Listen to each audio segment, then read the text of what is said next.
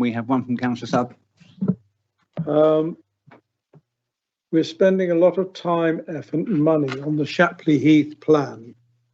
What audit controls are being put on the team to ensure that it's properly controlled? In terms of, we've got internal controls across the organisation around budget management, budget monitoring, environment, budget approvals, and council standing orders and financial regulations. We don't have Shapley Heath as a specific element within our audit plan this year. That may be revisited at another time or in the future. But Shapley Heath, like any other department or project in the council, is subject to the same element of budget monitoring and approval than any other. We are actually in the council putting an enormous amount of time and effort into it. Do you not think we should really be controlling this and auditing it properly and making sure that the funds are actually being managed properly? Because there are big question marks about Shapley Heath, and I really do think it should be one of the things that you should be auditing in the planning performance plan. So we can take, at the moment, Shapley Heath is managed not by that place team, but separately by the Joint Chief Executive. So it doesn't form part of the planning department. I completely acknowledge that it's all part of. That sounds a good reason to audit it. If I could just come in 1 second. I can understand your concerns, Jim, and I think they're valid in the sense that obviously money which we are spending as taxpayers, we need to make sure that it's being spent wisely.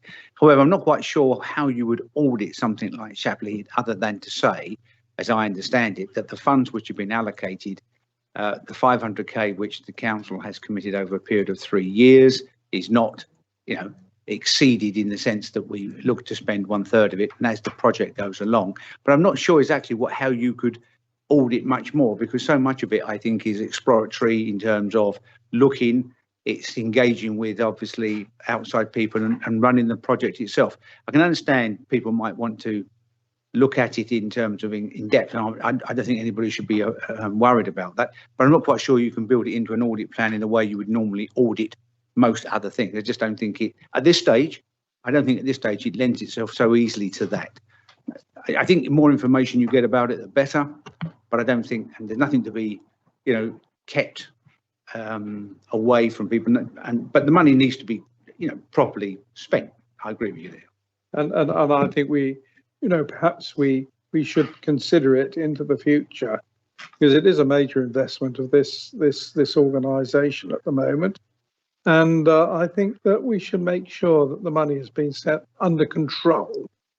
Under control. I wasn't worried about the spending of the money, provided it is controlled, and that's the audit function.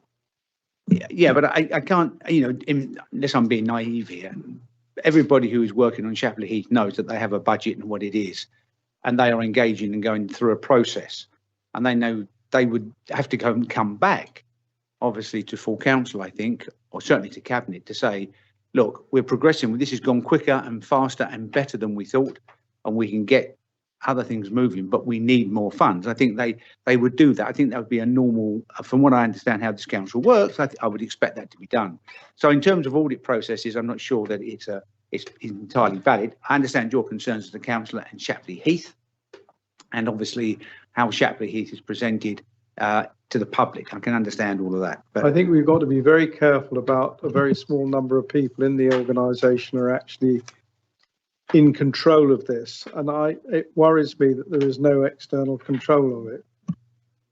I wouldn't necessarily agree with that in the sense of external control. I mean, we have the Joint Chief Executives, and I think the 2 people who are allocated to the Shapley Heath project, I think there are 3 people. All right.